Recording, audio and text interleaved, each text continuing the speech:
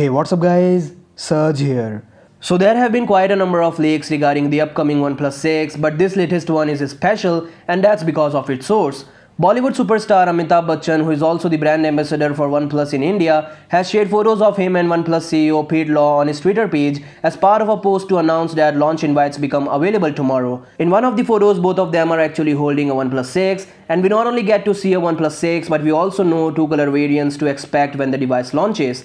CEO Pete Law is holding the white variant, while Mr. Bachchan is holding a black model. It is obvious that the black is covered in glass, seeing as it is reflective. We cannot confirm if the white variant also has a glass back, but at least we can make out the design of the phone, which is again similar to the previous leaks, that is a dual rear camera arranged vertically to the LED flash, a pill-shaped fingerprint scanner, and also a red-colored OnePlus logo. So at this point of time, it becomes clear that the OnePlus 6 will come in three different colors, that is white, black, and an Avengers Special Edition version.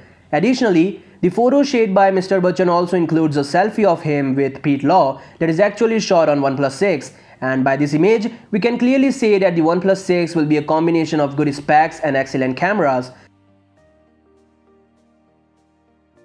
Google has just introduced their most special Android version, that is Android P. Now all the Android enthusiasts are looking to try out Android P, as the first Android P public beta is about to roll out, and the good news is that it won't be just Google phones that will be able to run the public beta, but the non-Pixel devices are also supported. According to a report from The Verge, the Android P public beta will be available to 7 phones in addition to Google's Pixel and Pixel 2 series.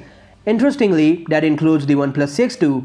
Pete Law has announced their partnership with the Google for their latest OS. So that said, tell me your thoughts about this in the comments down below, and I'll see you guys tomorrow. Peace out.